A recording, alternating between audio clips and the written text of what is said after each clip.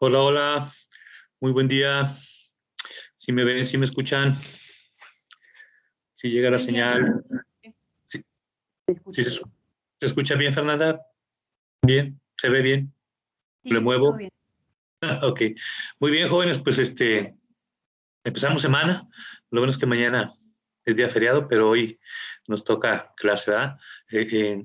Les platicaba el viernes que estoy modificando esto de las prácticas, la cantidad y los grupos, aprovechar que ya nos están dando más posibilidades de incrementar el número. Ya nos dijeron que podemos hasta el 50% de los grupos llevarlos al laboratorio, no, que no sean 15 como máximo. Entonces les platicaba yo que en el caso de ustedes habíamos hecho 3 sesiones, entonces, para cambiarla a 2 sesiones. No sé si ya lo platicaron o lo vieron o todavía están en ese proceso de definir quién es la primera parte o quiénes equipos o personas y quiénes son la segunda parte o cómo van en eso. Si lo han visto, todavía no. ¿No? Bueno, miren, la idea básica es que hoy yo les voy a leer lo que es el protocolo de las prácticas 8, 9 y 10. Como mañana no hay clases, pues ya ustedes se organizan y ya definen quiénes el miércoles de 8 a 11 se presentan ahí en la UA. De Profe, manera, sí, sí, adelante. nada más para comentarle que sí, ya nos dividimos. Ah, qué bueno, Ya está bien. vimos eso. Sí. Ok, si pueden, en una oportunidad me mandan esa relación, porque si nos están pidiendo que tengamos control de quiénes van, por si se presenta algún problema de coronavirus, saber quiénes estuvieron en contacto con quiénes o quiénes estuvieron ahí. Y sí, qué bueno que ya se organizaron, excelente. Entonces, miren, a los que les toca la primera parte, el 50% de ustedes que van a ir este miércoles, pues van a hacer las prácticas 8, 9 y 10. Ahorita lo vamos a leer, y de este miércoles en 8 serían la segunda parte, ¿sí? Para organizarnos y ya olvidarnos de lo que teníamos antes de organización y hacerlo así en 2 sesiones, ¿sí? Entonces, si les parece bien, les hago la presentación de lo que les correspondería hacer en laboratorio, tanto para la parte 1 como para la parte 2. Y sí, pues algo que hay que recalcar es los materiales. Entonces, ahorita para irles comentando qué materiales les corresponde traer, porque ahora son 3 prácticas, y tratar de eficientar. Tenemos 3 horas. Han mejorado y ya lo han hecho algunos las 3 horas, otros han necesitado más. Pues nos adaptamos, como sea. Lo que sí es que si llegamos temprano y se organizan, pues todos hacemos las cosas y hacerlas bien, ¿verdad? Y el tiempo nos alcanza. Entonces, pues les hago la presentación. Me quito de pantalla, se empiezo a compartir, a ver, aquí está. Y, ok, entonces, a ver, sí le está apareciendo la práctica número 8 del manual sobre el comportamiento de las proteínas y otros hidrocoloides. Sí. Sí, Ok, profesor. perfecto. Ok, entonces miren, aquí en la esquina derecha pues está igual que en las otras prácticas, lo que tienen que traer, y aquí está por equipo. Entonces, si estamos pensando que va a haber 4 equipos, pues cada equipo deberá traer lo siguiente. Entonces, la leche descremada, 200 mililitros. Normalmente así se la venden, o si no, esas que son light, que ustedes leen como leche light, pues básicamente es quitarle la grasa o crema. Entonces, hay que buscar de ese tipo de leche. Y ocupan 200 mililitros. También es cosa de que ustedes se organicen. Si se ponen a pensar, yo voy a llevar 1 litro, pues si son 4 equipos, se ocuparían 800. Si quieren hacerlo por grupo, decir, pues de alguien de los que va a llevar la leche para todos, y ya ustedes se organizan, ¿eh? Pero, o sea, que hagan la idea de que por equipo van a usar esa cantidad para esta práctica. Después dice de leche descremada en polvo. Entonces, pues de cualquier leche en polvo que tengan ustedes, más que sea sin grasa. Entonces, normalmente las light son las que están en esa situación. Dice chocolate en polvo comercial. para preparar bebidas.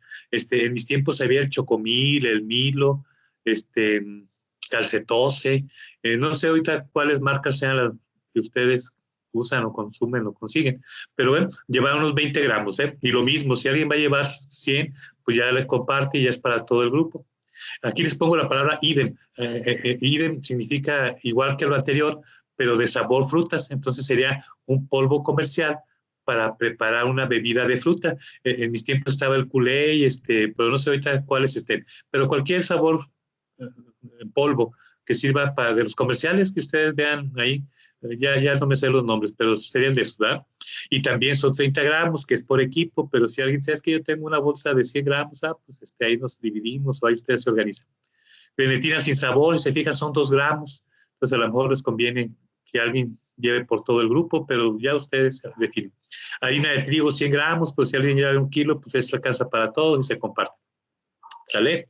Y así va a estar en todos los otros prácticas para que entre ustedes definan si compran por equipo o compran por grupo y se dividen y ya gastan menos o cargan menos y ya se hace más funcional en la práctica.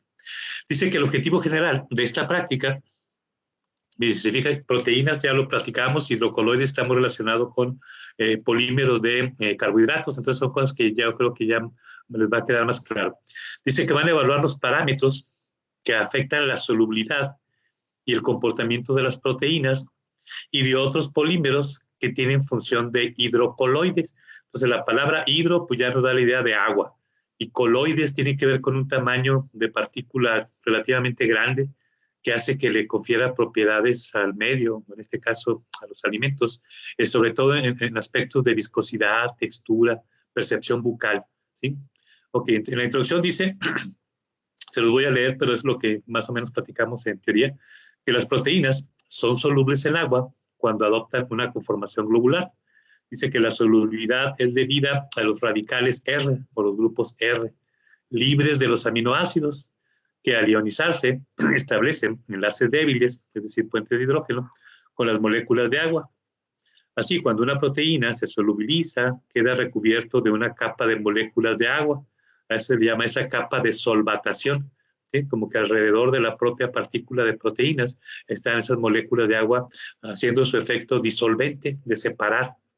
Y esto impide que se puedan unir a otras proteínas, lo cual provocaría su precipitación. Es decir, cuando una proteína, en vez de interaccionar con el agua, interacciona con otra proteína, pues se vuelve mucho más pesada y hay menos que la haga flotar o esté dispersa o disuelta y hace que se precipite, ¿sí? Dice que esta propiedad es la que hace posible la hidratación de los tejidos de los seres vivos, ¿sí? Dice que las gomas o hidrocoloides normalmente son polisacáridos de origen natural o modificado que ejercen propiedades funcionales en sistemas alimenticios bajo ciertas condiciones.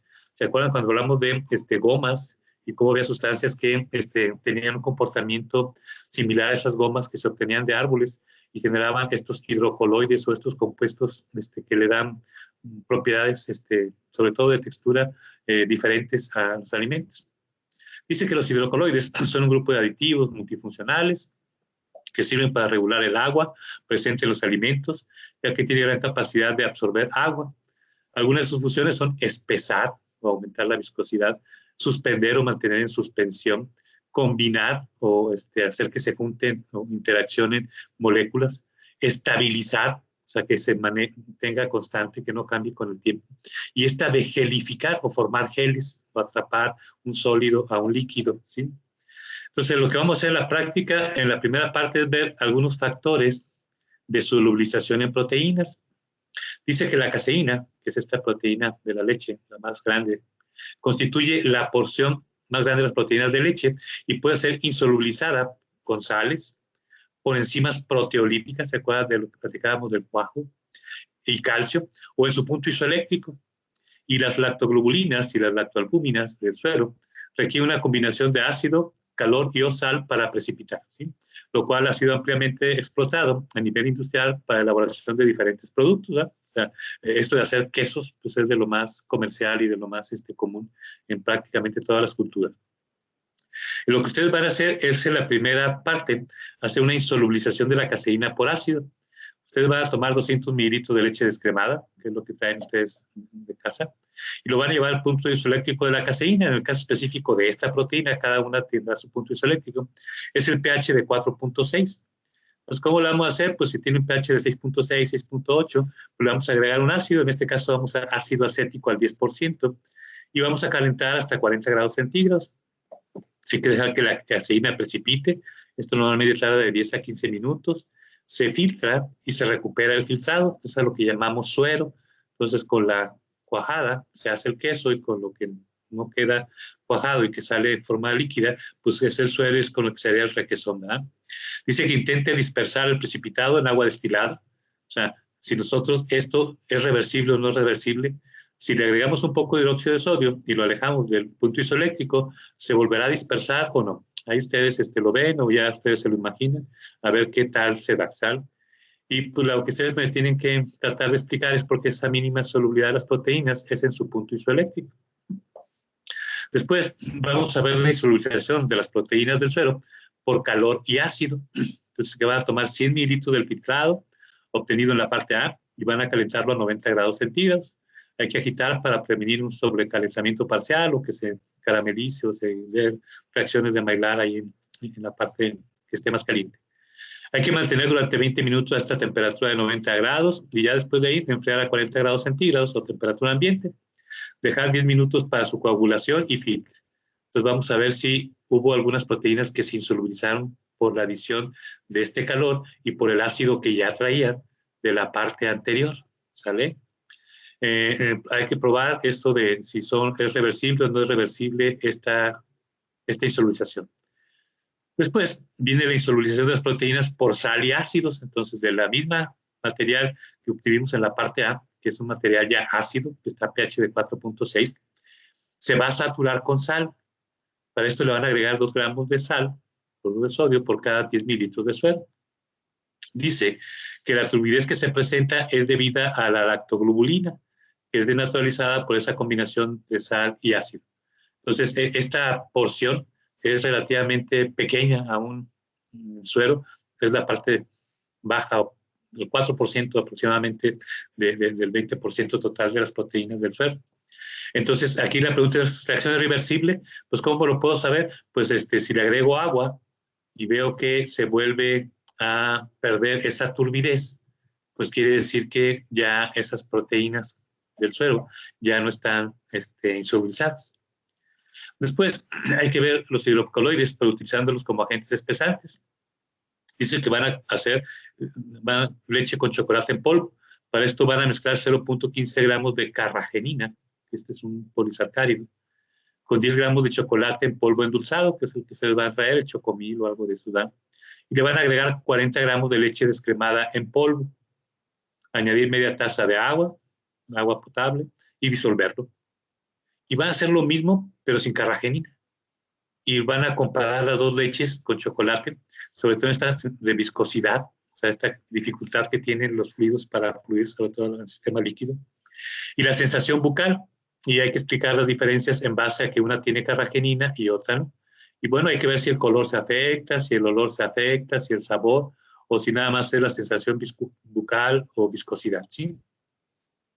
En otra parte, van a ver si las proteínas y otros hidrocolloides actúan como agentes gelificantes, ¿verdad? Un gel es un sólido que atrapa un líquido, ¿sí? Y nosotros podemos hacer geles con diferentes proteínas o diferentes hidrocolloides o gomas. Una es con agar-agar, ¿se acuerdan? Lo utiliza uno mucho en microbiología. Y tiene la capacidad de formar geles. Entonces, de manera como un hidrocolloide, pues el agua se atrapa por el sólido y forma un gel.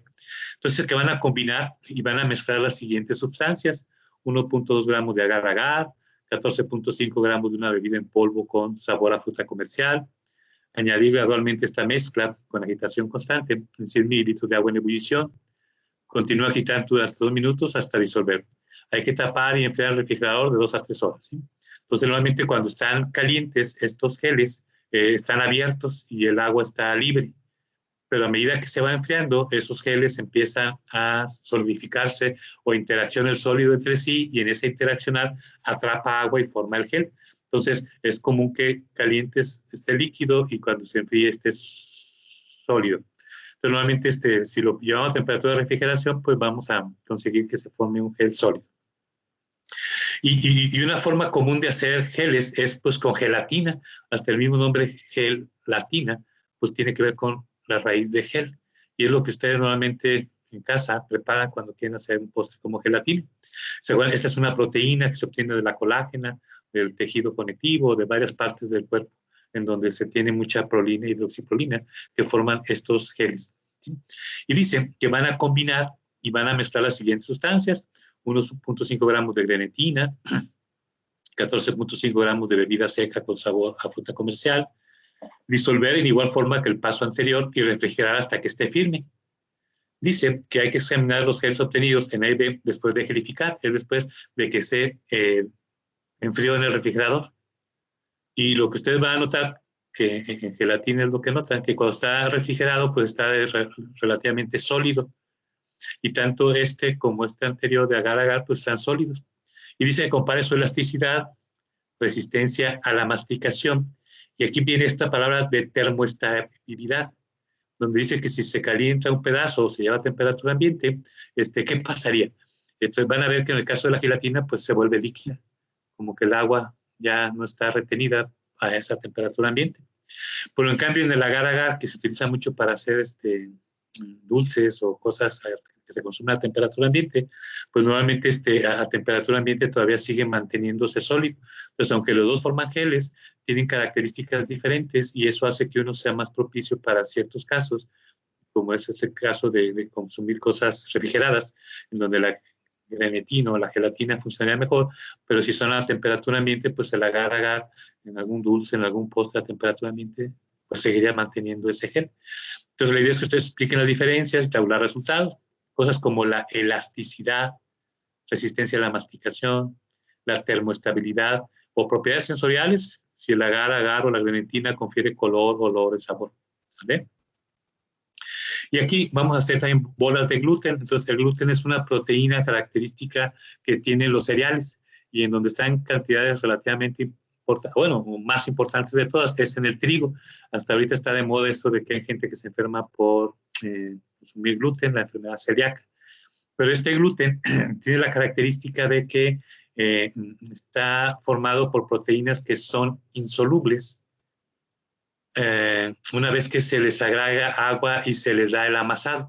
Es decir, ustedes agarran harina de trigo y esta harina de trigo ustedes no notan que haya gluten cuando está en forma de harina. Pero si ustedes le adicionan agua, pues van a formar una masa que tiene harina y agua. Y ya que está esa masa, si le dan un tratamiento mecánico, un amasado, o sea, agitar con las manos, normalmente se genera el gluten. O sea, el gluten no existe en la harina hasta que nosotros le echamos agua y le agregamos trabajo mecánico. Por eso siempre antes de hacer un pan o cualquier producto derivado de trigo, en donde se quieran propiedades pues de panificación o de repostería, pues hay que hidratar y mezclar. Si no, no hay gluten. Entonces aquí lo interesante es, pues en un principio no había, ¿y por qué se generó? Entonces, algo tiene que haber en esta adición de agua y en este amasado que provoca que se forme el gluten, ¿sí? Entonces, dice que después de amasar por 10 a 15 minutos, hasta que el gluten esté bien desarrollado, la manera de saber que el gluten ya se formó y se desarrolló es porque la superficie debe estar suave y tersa.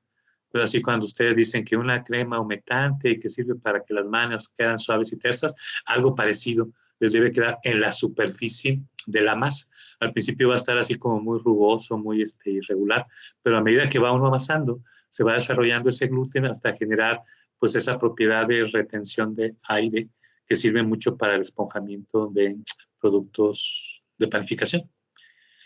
Después dice que van a colocar la masa en un cernidor de malla fina y van a lavar la masa al chorro de agua de la llave hasta que el agua de lavado salga sin turbidez. Una definición de gluten es que son las proteínas insolubles de la masa de cereales y más que nada en el trigo. Entonces, si realmente es insoluble y la pongo a lavar con agua, todo lo que es almidón, que es lo principal que hay ahí, más otros compuestos diferentes al gluten, se van a salir a través del cernidor o de la malla de donde estemos haciendo el colado del gluten. Y ya cuando sale sin turbidez es porque ya no hay almidón y es porque ya nos quedó solo el gluten. Entonces, cuando este lavado esté completo, hay que pesar el gluten. Ahí nos queda el gluten libre o puro. Y aquí es bueno notar la elasticidad, o sea, agarra propiedades elásticas que son las que le confieren esas propiedades panaderas al trigo. Después van a formar una bola con el gluten y van a hornear a 220 grados centígrados por 15 minutos. La vamos a hornear, pero solo el gluten. Entonces, una característica es que si el gluten es bueno, pues se va a inflar, porque toda esa agua que está en el gluten húmedo, cuando se caliente a 220 grados, pues se va a convertir en vapor. Y ese vapor, pues como cualquier gas, va a ejercer una presión sobre las paredes que lo contengan. Y en este caso, el gluten tendría esa capacidad de incrementar su tamaño por la presión del vapor de agua. Y ya con esto vamos a tener una especie de bola de gluten. Se disminuye la temperatura a 150 grados centígrados, se hornea otros 20 minutos hasta que el gluten esté seco. Esto lo podemos ir checando ya cuando ustedes vean que se infló y que ya se nota que el gluten está separado y con esas propiedades de retención de vapor, pues ya lo podemos dejar. Dice que el horno no debe ser abierto durante el calentamiento, esto porque se puede precipitar o colapsar, así como los pasteles y panes cuando se hornean. Para esto, todas las bolas de gluten deben ser colocadas en una charola de todos los equipos al mismo tiempo. Entonces, cada equipo pone su charola y ya lo hornea. Y hay que observar los tamaños relativos de las bolas de gluten. Van a ver que si usan diferentes harinas de trigo, algunas dan volúmenes más grandes que otros. Entonces, más o menos eso te da la idea de las propiedades panaderas que tiene esa harina. Hay que empezar las bolas de gluten, ya sea un gluten seco, y pues ya tendrían ahí esa proteína. Como dato interesante, cuando a uno le dicen que van a hacer carne para vegetarianos, uno dice, pues es una contradicción, como carne para gente que no come carne. Entonces, el gluten es de las proteínas más usadas por gente que quiere sustituir proteínas de origen animal por proteínas de origen vegetal, porque es muy fácil de separar y obtener. Y ahorita cuando lo calienten van a ver que desarrolla ciertos olores y sabores que recuerdan un poco cosas de productos cárnicos como la carne para hamburguesas o algo así. ¿Sí? Y ya ustedes me van a platicar cuál es el efecto del amasado en el desarrollo del gluten, o sea, qué está pasando ahí cuando se amasa y por qué el trigo es el cereal preferido para fabricar pan. Entonces, normalmente si uno dice pan y no pone apellido es porque está pensando en pan de trigo. Cualquier otro cereal implica que le pongas apellido. Entonces, pan de trigo, pan de centeno, pan de avena, lo que ustedes me digan, pero le tienes que poner apellido. Si es pan de trigo, no necesita decirlo porque es por casi ya lógica que está hecho de eso. Hay que explicar los cambios durante el horneado para pasar de un gluten húmedo a un gluten seco. O sea, el calor que hace en las proteínas del gluten para que se tenga los cambios de cuando se introdujo a cuando se saca, ¿sí? Muy bien, a ver, hasta ahí de esa parte de la práctica, preguntas, dudas. Ya proteínas de leche, ya lo platicamos la semana pasada, en la semana les platico de proteínas de gluten, pero con lo que ya hemos visto, yo creo que esta parte del laboratorio debe ser más o menos lógico o muy entendible de qué se trata o cuál es el sentido de lo que van a hacer. ¿Preguntas, dudas? ¿Todo bien? Sale, entonces me sigo con la otra práctica, ¿eh? Entonces me sigo con oscurecimiento enzimático. Miren, ya vimos oscurecimiento no enzimático. Entonces, ¿se acuerdan? En esta unidad se trata de ver proteínas y enzimas, sabiendo que las enzimas pues, son químicamente proteínas. Y aquí sí queremos ver cómo afectan las enzimas al color pues es exclusivo de frutas y verduras. En ningún otro sistema de tipo de alimentos se da esto más que en frutas y verduras. ¿Sí?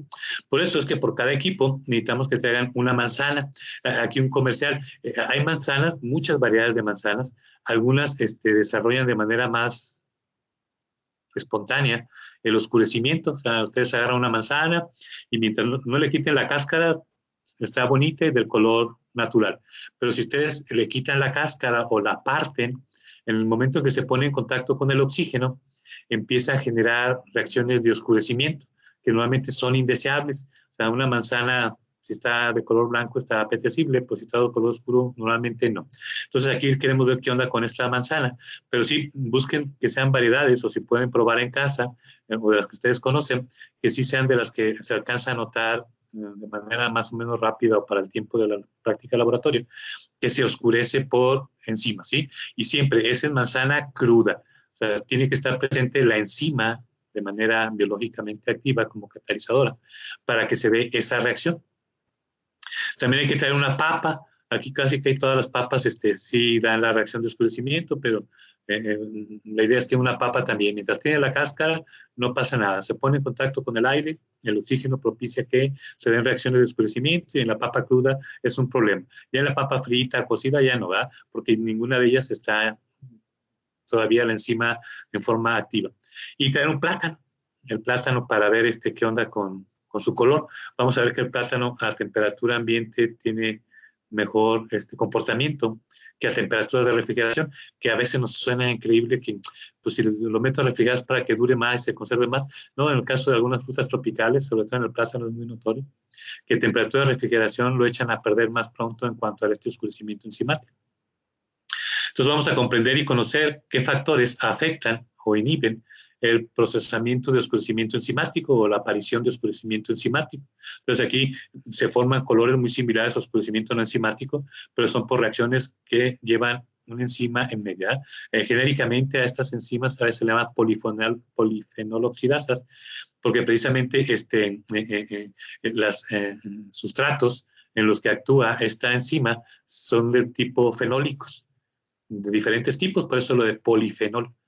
Y requiere pues la presencia de oxígeno para que se dé esta reacción. Si no hay oxígeno, no se activan las enzimas, ¿sí? En la introducción dice que la mayoría de las frutas y verduras que van a ser procesadas en la industria se someten a un tratamiento térmico. Técnicamente ese tratamiento térmico se le llama escaldado. ¿Y qué es el escaldado? El tratamiento suficiente para inactivar enzimas. Entonces, al inactivar las enzimas enzimáticas, pues ya no hay oscurecimiento enzimático. Entonces, antes, cuando están crudas o sin cambios en la enzima, es un problema de vida de anaquel.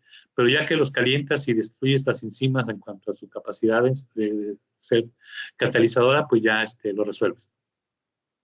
Normalmente, los productos, cuando no son escaldados, desarrollan un color grisáceo u oscuro o marrón, y normalmente hay una relación con el sabor y olor desagradable en su almacenamiento. Entonces, también, además del escaldado, que sería un tratamiento físico para desactivar enzimas, también existe la posibilidad de hacer sustancias, o una especie de trabajo químico que puede influir en la acción de las enzimas en los alimentos. Entonces, en general es indeseable. Pero hay algunos casos, como por ejemplo el té negro, o el té rojo también, en donde dicen, no es que si la planta del té es verde, ¿por qué hay té rojo y té verde? Ah, pues porque hay enzimas que transforman algunos compuestos fenólicos que están en el té, que lo oscurecen, que a la gente le gusta más que el té tenga un color rojizo o que tenga un color negro. Entonces, ahí sí es deseable, pero son casi que la excepción. La más común es que no queremos que haya oscurecimiento enzimático, ¿sí? Entonces, en esta parte vamos a ver desde el punto de vista químico, que inhibe o que acelera el oscurecimiento enzimático. Entonces aquí ustedes van a cortar una rebanada de manzana o pera. Bueno, también, pasado ahí le puse manzana, pero también podía ser pera, ¿eh? En caso de que no, la pera generalmente también sí da el oscurecimiento y todas son más susceptibles a esto, en todas sus variedades. Y en la manzana así como que ya se han desarrollado por los agrónomos o por los que han hecho selección, manzanas que no den tanto o que no den oscurecimiento, ¿sí? Y dice que van a raspar la superficie de una cara de la rebanada e inmediatamente van a introducir cada rebanada dentro de cada una de las sustancias de la tabla. Entonces van a ver que algunas se inhiben y otras aceleran. Vamos a usar una que es el agua. Entonces agarramos las rebanadas y las introducimos en agua y las sacamos, ¿sale? Y así también con una de bisulfito de sodio, ácido ascórbico, ácido cítrico, una mezcla de ácido ascórbico con ácido cítrico, una de cloruro de sodio y otra con el EDTA para ver qué efecto tienen estas sustancias en los crecimientos enzimáticos. Entonces las introducimos y las sacamos. Y nos esperamos 10 minutos y a los 10 minutos empezamos a observar los cambios de color. Y lo vamos a dejar que se completen 20 minutos y volvemos a observar. Y que se completen 50 minutos y volvemos a observar cómo está el desarrollo de color. Para esto van a usar una escala visual para el grado de oscurecimiento, desde 0, que sería la muestra más clara, hasta 10, que sería la muestra más oscura. Entonces, a los 10 minutos que ustedes pongan aquí los valores, ustedes a la que vean que tiene menos color, pónganle 0. A ver qué onda. Y a la que tiene más color, pónganle 10. Y sobre eso pongan el resto de las muestras. A los 20 minutos vuelven a hacer su propia escala, en donde le vuelven a poner 0 a las que a 20 minutos tenga menos color y 10 a la que tiene más color. Y ponen los valores intermedios en función a esos dos polos o esos dos extremos. Idem o lo mismo para 50 minutos. ¿Cuál es la más clara? Tú eres 0. ¿Cuál es la más oscura? Tú eres 10. Y las otras, pues en esa proporción voy haciendo la medición. Después, bueno, hay que tabular los resultados, o sea, aquí en la tabla anterior, ¿verdad? En la parte B dice que van a dejar que 4 rebanadas oscurezcan en forma normal y natural, es decir, al aire. Si no hay aire, no hay oscurecimiento, que no se les olvide eso. ¿Por qué se oscurecen? Porque en el aire hay oxígeno y el oxígeno propicia que se disparen todas estas reacciones enzimáticas. Dice que van a tomar una rebanada y la van a introducir inmediatamente o en tiempo 0 en una solución de ácido ascórbico al punto 1 y la van a sacar. De manera similar, lo van a hacer, pero después de 15, 30 y 50 minutos. Es decir, en esta primera sí es tiempo 0. La otra lo van a dejar que se oscurezca al aire durante 15 minutos. Y a los 15 minutos es cuando la van a introducir a la solución de ácido ascórbico. Y van a dejar que se completen los 50 minutos. ¿Sí? Pero ya después de que tuvo 15 minutos antes de meterse, ¿sí? Después van a dejar que en forma normal y natural se oscurezca la rebanada. Pero a los 30 minutos van a introducir en la solución de ácido ascórbico y la van a sacar. Y van a dejar que se complete una hora, se van a dejar que se complete una hora, 30 minutos antes de meter al ácido ascórbico y 30 minutos después de que sacaron del ácido ascórbico. Y después, por último, van a esperar 50 minutos que se oscurezca en forma normal y natural al aire. Y hasta que sean los 50 minutos es cuando van a introducirla en la solución de ácido ascórbico y van a sacarla. Y ahora sí, van a dejar que se complete una hora, considerando el tiempo antes de sumergirla, más el tiempo después de sumergirla. ¿Sí? Hay que observar y anotar el color final de cada una de las rebanadas al finalizar la hora y compare con A3, o sea, con lo que tuvieron acá en A3. Si fijan, A3 tuvieron ácido ascórbico al 0.1, pero también lo pueden comparar. Y la pregunta es, ¿en qué circunstancias el ácido ascórbico es más efectivo como inhibidor del oscurecimiento enzimático? ¿Y qué efecto tiene el oscurecimiento enzimático en el ácido ascórbico presente en forma natural de las frutas? ¿Se acuerdan? El ácido ascórbico lo mirábamos también en oscurecimiento no enzimático y era exclusivo de frutas y verduras porque solo en frutas y verduras está este ácido ascórbico o la vitamina C, como le quieran llamar. Lo que sí es que es muy común que o los alimentos o las frutas y verduras desarrollan un mecanismo de protección basado en enzimas o sin enzimas. Normalmente cuando es en frutas y verduras, cuando es no enzimático, es el ácido ascórbico. Pero cuando es enzimático, pues son los compuestos fenólicos que están ahí. Entonces ustedes dicen, oye, ¿por qué la naranja o los cítricos no dan oscurecimiento enzimático? Pues porque tienen mucho ácido ascórbico. Como que la naturaleza o la evolución se fue o por oscurecimiento no enzimático, que sería tener cantidades grandes de ácido ascórbico, o por oscurecimiento enzimático, en donde se tienen bajas cantidades de ácido ascórbico. Dice, después de que alguna rebanada se ha oscurecido completamente, o lo mayor posible, sumérjanlo en la solución de bisulfito de sodio. Hay teorías que dicen que el bisulfito de sodio tiene un efecto reparador en cuanto a que blanquea las sustancias que dieron el color oscuro, así como el cloro se utiliza para blanquear la ropa, pues en ropa blanca está muy bien, pero en ropa que no es blanca, pues el cloro decolora. Entonces aquí la idea es, ¿será cierto o no será cierto? O a ver, o se nota o no se nota, o es muy sutil el cambio, en donde ustedes agarren una meten el bisulfito de sodio y comparen con una que también está oscura y que no se metió bisulfito de sodio, a ver si tiene ese efecto blanqueador, ¿sí? Y se explique la acción de cada reactivo en el oscurecimiento, compare la efectividad y facilidad de uso de los reactivos utilizados para controlar el oscurecimiento enzimático en el alimento tratado, ¿sí? Después vamos a hacer el control de enzimas por escaldado. Entonces, el escaldado es el tratamiento térmico que platicábamos, ¿verdad? Dice que van a preparar 6 rebanadas de papa con un grosor de 1 centímetro. Van a introducir 5 de ellas en agua hirviendo. Esto hay que verificar con termómetro, es decir, que esté a 96, 97 grados. Extraer las rebanadas con intervalos de 1 minuto, o sea, al tiempo cero de temperatura de escaldado sería nuestro control. Entonces, de las 6, solo a 5 se meten a calentar, pero hay una que no se mete a calentar. Entonces, ustedes toman 6, pero solo calientan 5. Esta que no metieron a calentar, quiere decir que tiene un tiempo de escaldado 0.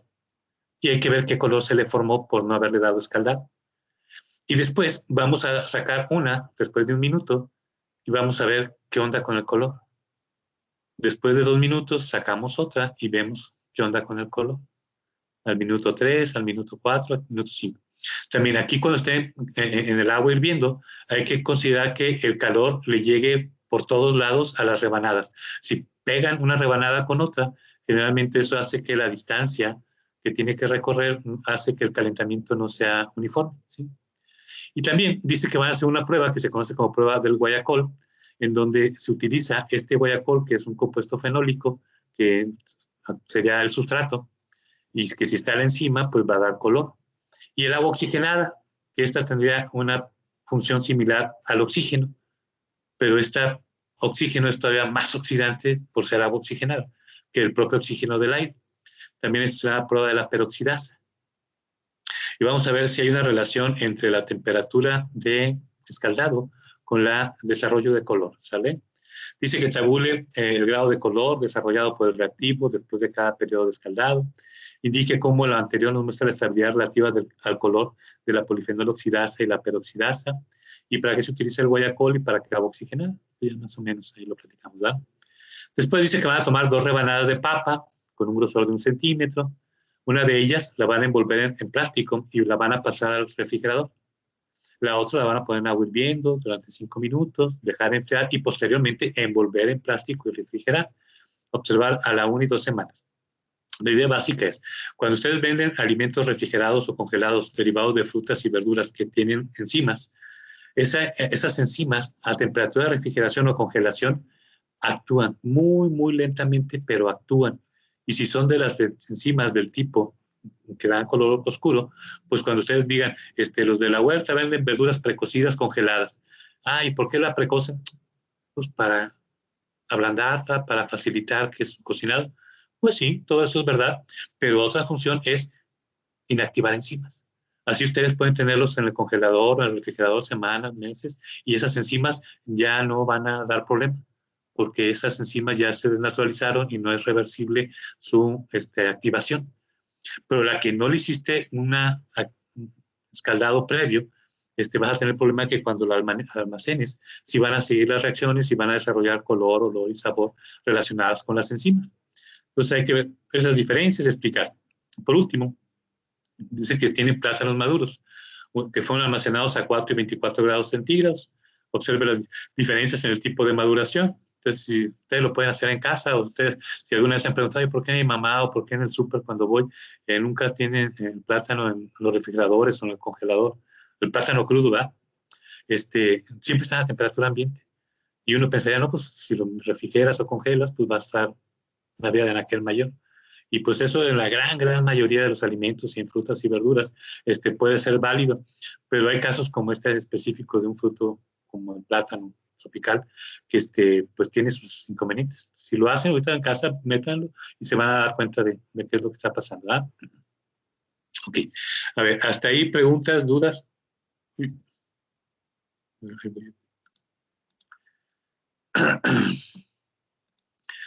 Sí, más o menos del oscurecimiento enzimático, sí queda claro, sí suena lógico.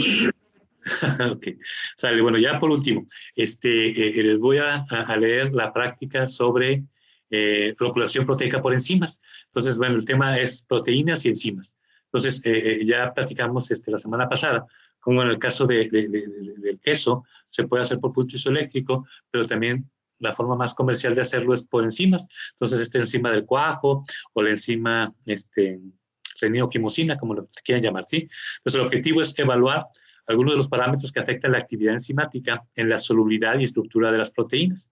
En la introducción dice que el cuajo es un extracto del cuarto estómago de los becerros que contiene la enzima renina. Esta enzima cataliza la acción de coagulación y formación de grumos en la caseína de la leche. Es ampliamente utilizada en la producción de muchos quesos y en la actualidad pueden encontrarse formulaciones que contienen enzimas tanto de origen microbiano o de extracto de estómago de cerdo. Como que se escaseaba o era caro esa enzima, pues de esta manera ya se tienen más formas de obtenerlo y eso permite abatir costos, ¿sí? Entonces, en una enzima, algo que nos dicen es que cualquier enzima tiene un pH óptimo y una temperatura óptima de actividad. Entonces, aquí podemos evaluarlo en cuanto a la temperatura. Dice que para esto ustedes, bueno, también se me pasaba a decirle, aquí en el equipo también lo pueden poner por grupo, ¿eh? Leche pasteurizada, leche sin hervir o cruda. A veces no es fácil conseguir esta leche cruda, pero si alguien tiene posibilidades, pues son 20 mililitros por equipo, a lo mejor se pueden ahí organizar y apoyar y conseguir esta leche cruda, o sea, leche que no sea pasteurizada. Y leche evaporada, pues son 10 mililitros, ¿no? Con alguien que traiga una lata de leche Carnation o alguna de esas leches evaporadas comerciales, pues les sirve a todos, ¿verdad? Y bueno, limones son 4, pues ya también ustedes lo ven, ¿sale? Yo porque si se pueden ahorrar tiempo, dinero y esfuerzo en esta parte, ¿sí? Bueno, en el efecto de la temperatura dice que van a poner 10 mililitros de leche pasteurizada en un tubo de ensayo, van a calentar a 30 grados centígrados en baño María y hay que mantener esa temperatura constante. Y ya que esté a 30 grados es cuando le van a añadir 0.5 mililitros de cuajo, que es la enzima. Medir el tiempo necesario para la formación de grumos, ¿sí? Entonces aquí ya sea que se forme una especie de flan o cuando vean que en las paredes se forman ahí como cosas que están, grumitos que están pegados, ¿sí? Pero agarrar el mismo valor o la misma referencia para pensar que ya se hizo la insolubilización de las caseínas. Y van a repetir este experimento exactamente igual, pero a 40, 50 y 60 grados centígrados. A ver si en alguna temperatura se ve más velocidad o menos velocidad en la actividad enzimática, ¿sí? Entonces aquí están los tiempos, las temperaturas de coagulación y ustedes van a poner el tiempo de coagulación que tendría que ver con que se forme ya la cuajada o que se formen estos grumos pegados a las paredes, ¿sí? Después vamos a ver el efecto del pH. Dice que en 5 tubos de ensayo van a colocar 10 mililitros de leche pasteurizada y le van a añadir al primero 1 mililitro de ácido tartárico, o sea, como para hacerlo más ácida, y otro 0.5 mililitros de ácido tartárico. Entonces, la hacemos ácida, pero no tan ácida. A otra le vamos a dejar como testigo, no le vamos a agregar nada y va a tener el pH con lo que viene la leche. Y a otra le vamos a agregar 0.5 mililitros de hidróxido de sodio al 1.25 para hacerlo más alcalino, o 1 mililitro de hidróxido de sodio al 1.25. Hay que medir el pH de las 5 muestras, pasarlos inmediatamente al baño de 40 grados centígrados, dejar que alcance la temperatura y mantener constante esa temperatura. Ahí le vamos a añadir a cada tubo 0.5 mililitros de cuajo y vamos a mezclar. Y ahora sí, a medir el tiempo necesario para la aparición de grumos. Hay que tabular el pH contra el tiempo de acción de aparición de grumos en cada tubo y explicar las diferencias, ¿sí? Entonces ahí más o menos está la tablita y ustedes ya con el valor de pH y los tiempos de coagulación, pues ya ustedes pueden explicar qué está pasando, ¿sí? Otra cosa que vamos a ver es el efecto del tratamiento térmico previo de la leche. Algo que nos dicen mucho en relación del enzima sustrato es que las enzimas son muy específicas, solo pueden actuar en ciertas características de sustrato como enzimas, no es así de uso generalizado. En este caso, si nosotros tenemos leche y en la leche está la caseína, pues el punto donde actúa la enzima, que sería la capa caseína, si se acuerdan, la semana pasada estábamos viendo ese coloide protector de las micelas. Necesitamos que esté lo más nativo, natural o específico ese sustrato para que la enzima pueda hacer esa función. Nosotros para poder consumir leche y tenerla disponible y que no causa enfermedades, pues la consumimos ya sea pasteurizada, hervida, en polvo, evaporada, etcétera, ultrapasteurizada. Pero cada tratamiento térmico mete cambios en el sitio activo de enzima y sustrato, que hace que se pierda algo de esa especificidad, y por eso es que los rendimientos o la capacidad se modifica. Entonces aquí se van a preparar una serie de 4 tubos de ensayo de la siguiente manera: en una leche cruda, 0 tratamiento térmico; leche pasteurizada es un tratamiento térmico moderado, que con esto ya es suficiente para destruir patógenos. O puede ser leche hervida y fría, cuando no tienes un pasteurizador, que es una inversión grande y hay que enfriar y calentar muy rápido, pues la gente lo que hace es hervir la leche y enfriarla en el refrigerador o a temperatura ambiente y consumirla, pero sí es un tratamiento térmico muy superior al de la leche pasteurizada. Y 5 mililitros de leche evaporada con 5 mililitros de agua destilada, pues la evaporación de agua que se hace a la leche implica tiempos y temperaturas grandes que pueden afectar, ¿sí? Pasar de inmediato todos los tubos al baño de 40 grados centígrados, permitir que alcance la temperatura de 40 grados centígrados y mantener constante. Ahí vamos a añadir a cada tubo 0.5 mililitros de cuajo, y hay que anotar el tiempo necesario para la aparición de grumos. Hay que tabular los datos de tiempo necesarios para la aparición de grumos, con intensidad de tratamiento térmico y rendimiento. También de cada, aquí están trabajando con 10 mililitros. De estos 10 mililitros, ¿cuánto obtuviste de cuajada? Y a ver si también el rendimiento se nota en base al tratamiento térmico. Pasteurizada, bronca hervida y fría y evaporada, ¿sí? Y hay que explicar. Y por último, la producción de queso. Vamos a hacer queso a nivel laboratorio, pequeñito, una con cuajo y otra con ácido, que son las dos formas comerciales de producirlo. En el caso del cuajo, van a calentar 100 mililitros de leche pasteurizada a 37 grados centígrados, añaden 5 mililitros de cuajo, dejan reposar durante 30 minutos o cuando haya coagulado la leche, cortar la cuajada en pequeños trozos para facilitar la separación del dessuelado, calentar a 60 grados centígrados, filtrar a través de una gasa, y después ya sobre lo que es esto que se tiene como queso, añadir un poco de sal a los coágulos. Eso es al gusto, ¿verdad? Pero aproximadamente 0.5 gramos, pero ya ustedes ahí le van buscando. En el caso del ácido, vamos a proceder igual que en uno, pero en vez de cuajo vamos a añadir jugo de limones o ácido acético hasta un pH de 4 a 4.6.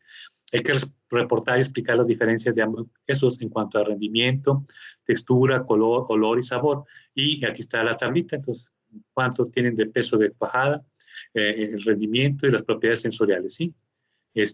Muy bien. Preguntas, dudas, comentarios. ¿Sí? Algo que de la práctica que quieran, de los materiales. Si no, el día de la práctica, bueno, yo estoy a las 8 y me pueden preguntar ahí entrando, o si no, durante el proceso de hacerla, también me preguntan y trato de apoyarlos, ¿sí? Pues si de parte de ustedes no hay algo, pues ya estamos casi en la hora. Entonces nos vemos el miércoles con la primera parte, la mitad del grupo, en el laboratorio, y ahí llevan los materiales, su manual, su bata, y hacemos la práctica, ¿sí? Que estén muy bien, ¿eh? Suerte en todo. Gracias, hasta luego. Hasta luego, jóvenes. Suerte. Gracias, A ustedes, profesor. a ustedes, muchas gracias. Gracias, profe. A ustedes.